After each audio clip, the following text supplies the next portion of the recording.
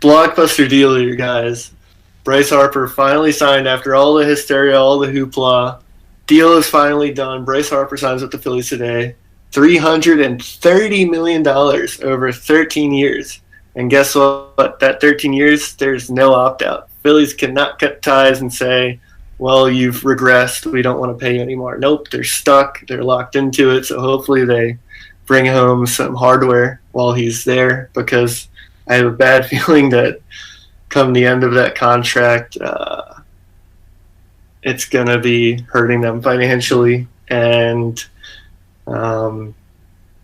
he's going to be taking up space on the roster. But, hey, if he can win us some hardware while he's in his prime, this is going to be awesome. Like, this might just be the biggest signing in Phillies history.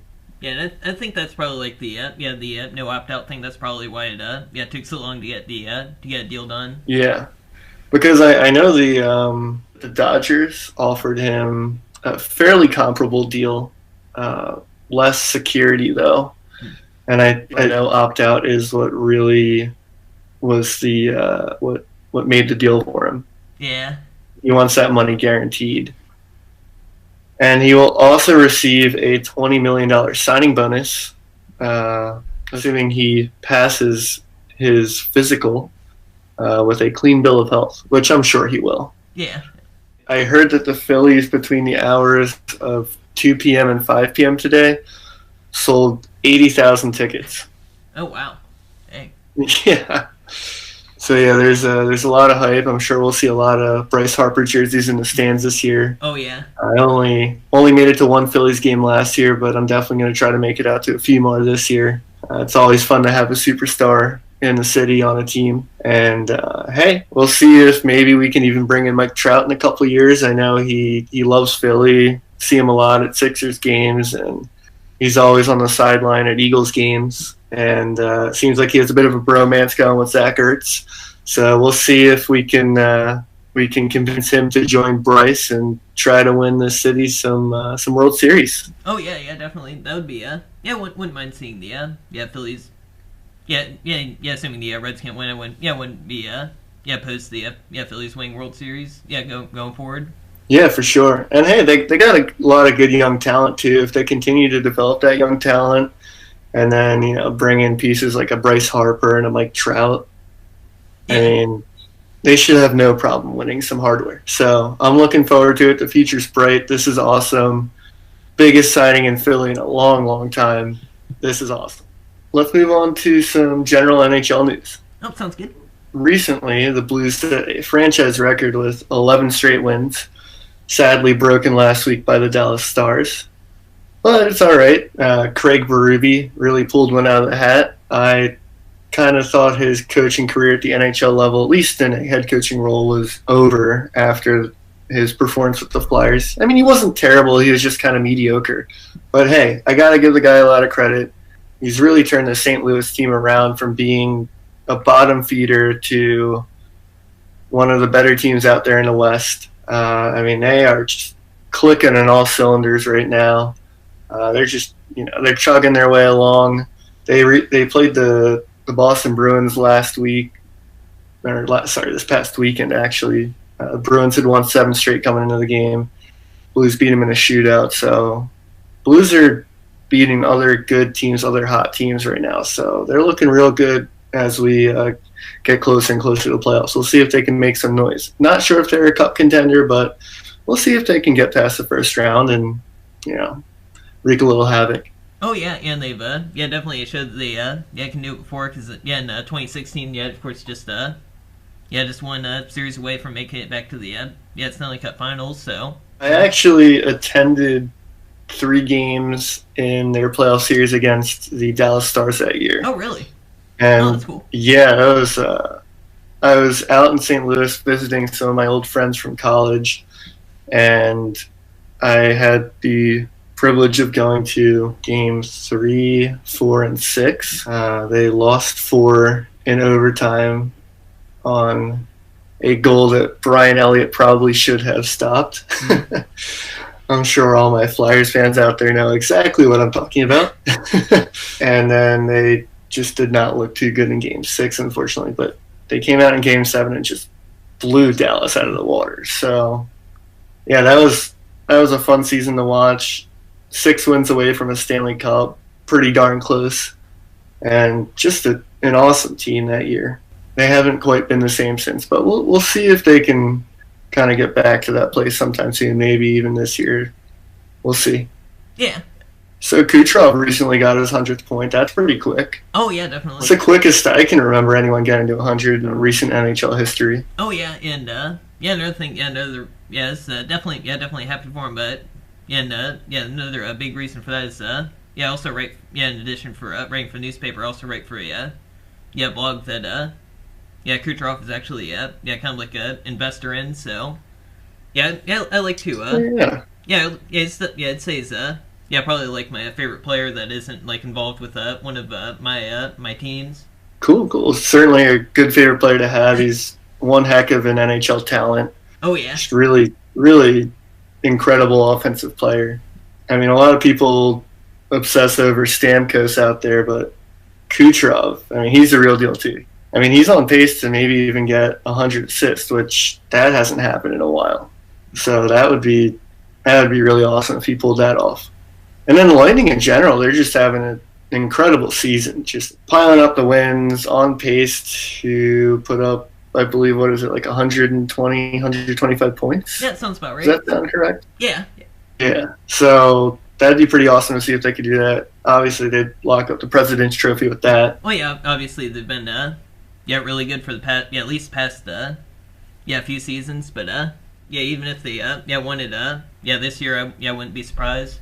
Yeah, they certainly got a chance. You know, if they played another powerhouse in the East, I think they could certainly beat them. Yeah. Be interesting, because that division is really good this year. You got Toronto, who's doing pretty well. They apparently got blown up by the Islanders tonight. Oh, gotcha. And John Tavares' return to New York was not a very good one. The Senators aren't very good this year. The Canadiens are so-so. Yeah, Boston, they're killing it this year. We'll see. That's a tough division to come out of, but of any of those teams, I like the Lightning to come out of that. Speaking of hot teams, the Flyers are 13-4-2 in their last 19 games. That's refreshing to see as a Flyers fan. Oh, yeah. It's been a bumpy road the last few years. We got a lot of good talent right now. We're doing real well. Somehow won the Stadium Series. That was crazy to watch. Oh yeah. A couple of fluky goals in that game.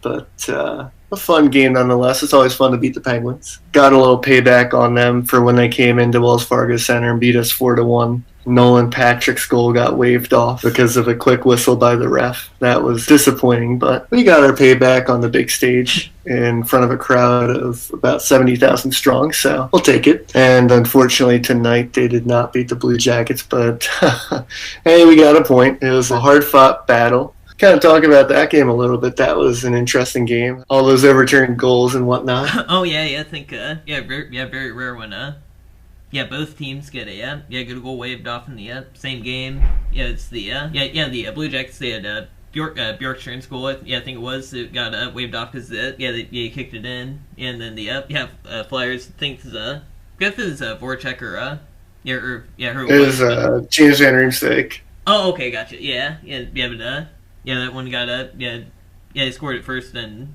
called back for offside. But and it's a shame because that goal that Van Riemsdyk scored was an absolute beauty. He took one whack, two whacks. I think went off the post a couple times, and then the third try he goes between the legs, and it was a beauty of a rebound goal. But unfortunately, Voracek took the puck in offsides. And then the Bjorkstrand, that one was really interesting because there was a debate on the Flyers broadcast as to whether or not the puck being deflected by the defending team's players would nullify the kicking motion. Oh, and there was also a debate as to whether or not the kicking motion was not directed towards the net. You know, it was almost like directed across. But then, you know, when they looked at it from a few angles, they determined that it was, in fact, directed towards. And then they pulled up the rule book, and the rule stated that the puck could not be kicked towards the net and going clean or deflect off of anything. I was not familiar with those specific details of the rule. I was previously under the impression that if it, deflected off of a defender's stick or something of that nature, that it would in fact be a goal. But I learned something new tonight, so now we know if we ever see that kind of situation again. Yeah, and I have to agree with the even though when I went against the Blue Jackets, I have to agree with the referees ruling there. I think was they made the right call. It was also interesting seeing earlier in the game when Brian Elliott knocked the net off there. They gave him that penalty. Yeah. I've almost never seen that penalty called. That was kind of surprising. Yeah, no. I was watching. I was thinking like, what? Because in the Stadium Series game against the Penguins, Matt Murray actually pushed the net off, and it looked quite intentional, and there was no penalty or anything. So that was a little frustrating to watch Brian Elliott get penalized. Oh, okay. So. Yeah, it's not sure what it is with the with them with the refs and the like things that like the rules that involve goaltenders, because I remember for the for the longest time it's like they can never figure out like exactly like what a goaltender interference was. I know it's crazy. It's crazy. Yeah, so I saw him. I saw where there's one time the skater going in, he just like slams into the goaltender, and then that one gets called goal, but then another guy comes in and just like lightly brushes him, and that goal ended up getting called back. So they've been getting better with it recently. Yeah, I think they've definitely been getting better, but there's still a lot of room for improvement. Yeah. But I totally agree with you. You'll see one that you think should be goalie interference, and then you'll see another that doesn't seem like it should be, and then the calls go the opposite ways, and it's some of them are head scratchers for sure. So anyway, let's jump into the Flyers season so far, because it has been a season of ups and downs and quite a turnaround. Like I said, they got off to a slow start, which led to Dave Hakstol getting fired. It just seemed like the players weren't really buying into his system anymore. He wasn't effective anymore, and it was time for him to go. I did like him when the Flyers hired him. I thought he was going to be really good for the team, but it just didn't play out that way, unfortunately. And sometimes that's how it goes in sports. Yeah. But that led to Scott Gordon getting promoted as the interim head coach, and I think he's done a pretty good job so far. I think there's some room for improvement with him, but all in all, I think he's done an admirable job. This will leave the Flyers with an interesting decision for the offseason, because since he is only the interim head coach, the Flyers kind of gave him the way they presented this opportunity to him was, this is basically a 5-month job interview for you. So here's your chance to prove yourself, and we'll see if we want to hire you on a more permanent basis. But they still have their options open with, a guy like a Joel Quenneville or anyone else out there. They still have those options. So that would certainly be interesting to see. If it doesn't work out with Scott Gordon, we could always try and get Joel Quenneville. I think his coaching style would be a great fit for Philly. He's a real fiery guy. He coaches high-powered offenses and responsible defenses, and I think that's exactly the kind of coaching style Philly needs right now. But at the same time, I don't want to take anything away from Scott Gordon. He could very well be the man for the job. He's certainly coached a very good-looking team at times, and if he can get the team to be a little more consistent, maybe he's the man for the job. Oh yeah, it's definitely like kind of it's tough situation. Is like you said, at the same time, you have the interim head coach. He's doing a really good job, but I honestly don't know what I would do if I was the in the Flyers front office right now. Yeah, it's going to be a tough decision. It's I don't know if it's quite as tough as the whole the Nick Foles, Carson Wentz situation. That was dominating Philly sports talk radio for weeks and weeks and weeks and weeks. They wouldn't stop talking about it. So I don't know if it'll be quite that daunting of a decision. Certainly will be a tough decision for Chuck Fletcher to make this offseason. Speaking of the Eagles and Wentz and Foles, sad news today. The Eagles just said they weren't going to re-sign him. So one big name out of Philly, one big name in. I guess that's just how it goes. But big shout out to Nick Foles. Thank you for everything. You'll always be a Philadelphia Eagle in our hearts, and best of luck in your future endeavors. Sad to see him go, but he brought us a Super Bowl, and hell of a guy. Oh, yeah. But anyway, back to the Flyers. Carter Hart had looked really good until he, around the time he got injured. I think he's the real deal. He certainly has looked like it, except for a couple of games where he looked a little shaky, but for the most part, he's looked real good. That was one of the first things that Scott Gordon did as the Flyers head coach. And besides Hart, a lot of young players have really emerged this year. Travis Sanheim has been like an entirely different player from last year. You saw the flashes of stardom last year, but the consistency that he has brought in his game this year, he's looked great defensively, has made key poke checks at key times, uses his big body to hit and really, clear out the crease in front of the net. And he's really contributing a lot offensively. He has 4 goals against the Blue Jackets this year. I don't know why. I don't know what it is about the Blue Jackets, but he just likes scoring against them. Yeah. I can't say enough good things about Travis Sanheim. Just very impressed. First round draft pick talent for sure. Flyers made a very good pick with him back in 2014. And then speaking of first round picks, Nolan Patrick has really emerged this year. He's had some key goals. He's really contributing a lot more offensively than he did last year. And to be honest, I think he would have contributed a little more offensively if he hadn't gotten that concussion early in the season. Similar thing actually happened to Vladimir Tarasenko in his rookie year. He got off to an incredibly hot start, had a bunch of goals early on, and then got a concussion and just wasn't really the same after that. And then, the next year he came out and he just dominated. So, I could see a similar thing kind of happening where a guy is coming back from a concussion, a little rusty, and then, once he gets settled, his skills really start to come out and he really starts to produce. Hopefully we see more good things out of Nolan Patrick. Oskar Lindblom has just been great lately. I mean, he looks like a man possessed out there. He's scoring goals, getting to the front of the net, right place at the right time, doing everything right. He's even contributing in the defensive zone, making great poke checks and helping the Flyers break out. I have nothing but good things to say about Lindblom, and he's really emerging too as a good top 6, top 9 forward. And then Travis Konecny is he had a good season last year, but I think he's really taking it even a notch up, slowly getting himself to being a point per game player or something close to that. At least the second half of the year, he's been producing at pretty much a point per game. So that's what we wanted to see out of the kid when we drafted him back in the first round in 2015. They compared him a lot to a guy like Mike Richards. I definitely see that. I see it in like his skating style, his grittiness. He just brings so much to the team. Absolutely love Travis Konecny. Flyers' young core looks really good, really bright right now. It should be very exciting to see what this team will do the rest of this year and in the coming seasons. Oh yeah, and definitely with Konecny, I'd say, and even with a lot of the guys except for Hart, I think Hart gets like a lot of a lot of the media attention, but the last 4 guys that you mentioned, I feel like they kind of like get a little bit overlooked at times. For sure. From like national perspective. Hopefully you'll get a little more recognition after everyone tunes into this podcast, huh? Oh yeah.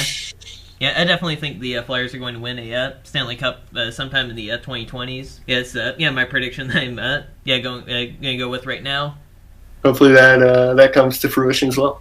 So this is a real interesting one. The Flyers are on track to set the record for most goalies used during a single season when Cam Talbot makes his first appearance tomorrow night. I'm actually not sure why it's taken so long for him to suit up and get in net for the Flyers. I know at first there were some issues with his visa and they were getting that sorted out, but he's been ready and at the Flyers' disposal, and they just haven't activated him yet. I don't know why, but we'll see tomorrow. I think he's going to bring more to the table than Brian Elliott. I mean, don't get me wrong, I like Brian Elliott, but I just think it's in the best interest of the team to go with Cam Talbot right now. So hopefully he'll have a good game tomorrow and start getting some more of the nods to start the games for the Flyers. Okay, and on the Blue Jackets broadcast, they were showing Talbot was actually on the bench, so I think I'm not sure if I'm not sure if they had him if he was like the official backup, but I'm assuming if he wasn't like on the if he wasn't active yet, he would have been like the press box or something like that. But sorry, what I meant was having him start in a game. Okay. Sorry, I didn't phrase that well. Oh, that's all right. How about we jump into some of the trade deadline acquisitions? Oh, there yeah, were a lot of interesting ones, especially for the Blue Jackets. How about you jump into those? Oh, no problem. The biggest one, of course, was the just about a week ago with Matt Duchene being traded to the Blue Jackets.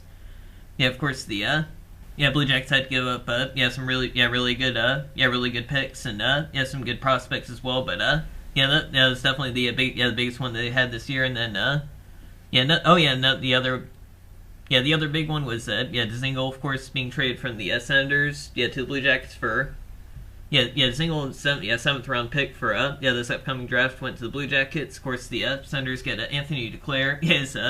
I'm sure. I have a feeling that Duclair just wants to settle down at this point because he hasn't been in the league that long. This is already his fourth team that he's been on. That's a lot of teams to move around. Oh he started with the Rangers. He played. I think he only played with them for like a few games, but then he went to the Coyotes. Then ended up with Blue Jackets. So. Yeah, he's been all over the place. Then kind of a smaller one. It's still pretty important is the Blue Jackets getting Keith Kinkaid for the fifth round pick in 2022. I thought that was a very interesting trade. I can't really say if it's like good or bad. I just don't think it's like really like necessary to because the Blue Jackets already have like a couple of let's pretend for a second that somebody one of their goaltenders did get hurt and they already have like a good I think good enough goaltenders so they could call up to be a backup. They have JF Berube and Matisse Kivlenieks. Kivlenieks played a little bit in preseason. He looked pretty good, so. I'm not sure they needed Keith Kinkaid. My sister's boyfriend is actually a big Devils fan, and I remember he didn't like Keith Kinkaid too much. I had him on my fantasy team earlier in the year. He said, drop him. I said, why? He's like, he's not good. He's like, pick up Blackwood. I said, who's Blackwood? He's like, rookie goalie. He's real good. Watch. Kid got like back-to-back shutouts. It's like, all right, I believe you. I'll pick up Blackwood. I think they were just trying to move him, and I guess the Blue Jackets are just trying to get some security just in case there's any catastrophic injuries. I don't know. I'm not sure that was the most necessary acquisition. I agree with you there. Yeah, the thing that's really funny to me is it's a 2022 pick. Yeah, that's so far off. Yeah, the I'm just looking forward to they're going to be like trading for the player in 2034 or something like that, and it's going to be like the player that the guy that they're going to get is in like preschool right now. Yeah, really. Just keep moving the pick further and further back. Yeah, whoever they just traded for is literally in like their sophomore year of high school right now. Probably can't even grow peach fuzz yet. It's interesting to see like such a late pick too, like a fifth round pick for 2022. It's a little odd. So. Yeah.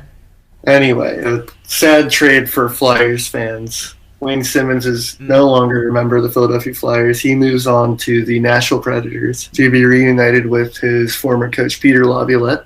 The Flyers got Ryan Hartman in return and a 2020 fourth-round pick, which is conditionally a third-round pick if the Predators win one round in the playoffs, which they should hopefully be able to do. So that'll hopefully turn into a 2020 third-round pick. While the loss of Wayne Simmonds is tough from an emotional standpoint, I think the Flyers made a smart move here. Re-signing Wayne Simmonds at the end of the year wasn't a guarantee.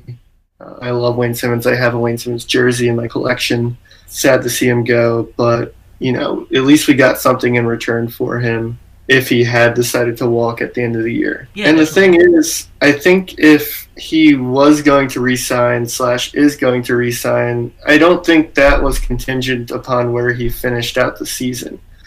Like, if he wants to re-sign in Philly, he still can. So we might have lost nothing. Because this year, we're really not, in my eyes, a true cup contender. So we didn't need him to add that offensive depth for us this year.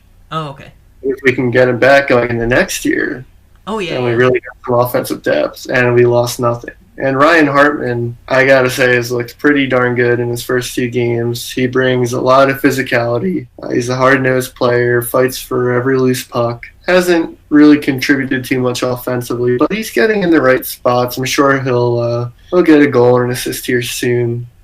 He's come close a couple times. the most important thing is he's just looked pretty good out there. And, third, fourth round pick, maybe it turns into something good. I believe Shane Gostisbehere was a third round pick and Oskar Lindblom was a fifth round pick. It's hard to find guys with that skill caliber in those later rounds, but you never know.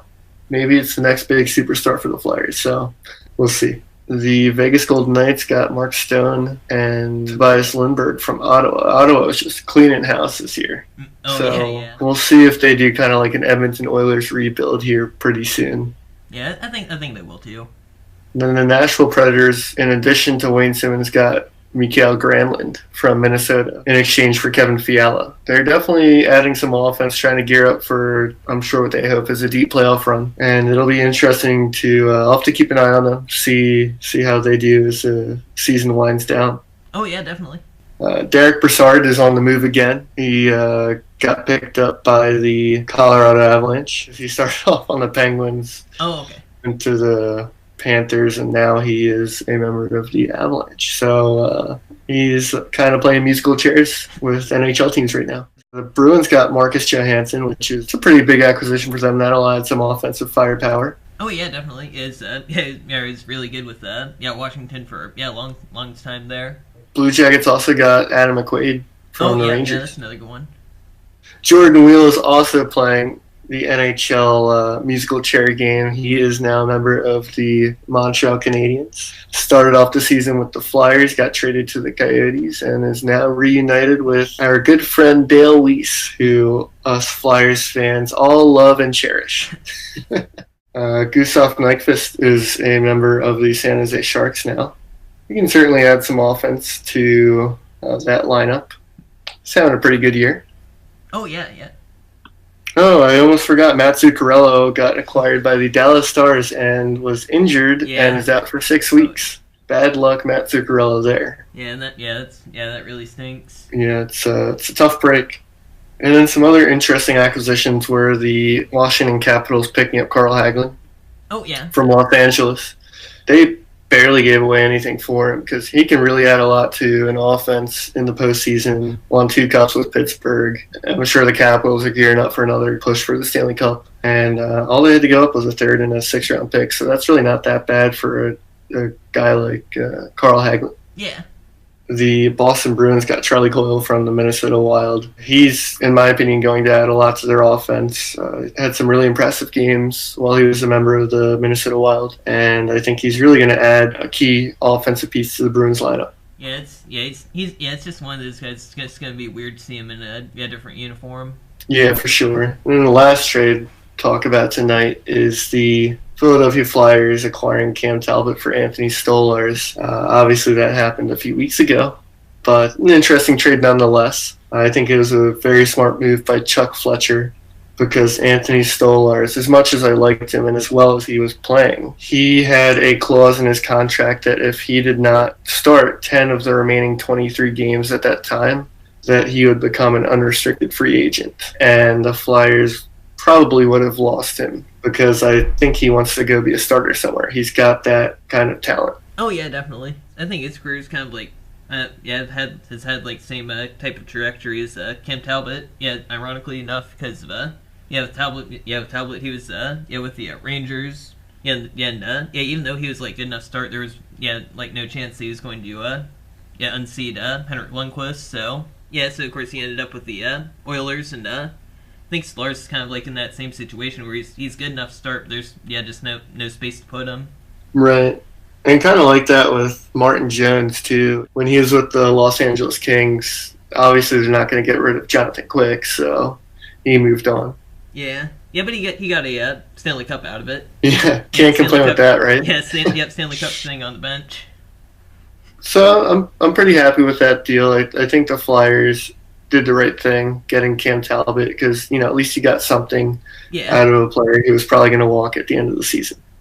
That concludes our podcast for the evening. Oh, yeah. We'd like to thank you for tuning in. We look forward to having you tune in next time as well. And subscribe to GHBE SportsNet, Goalhorn Bender, and the Z8 podcast for more great content. Thank you for watching.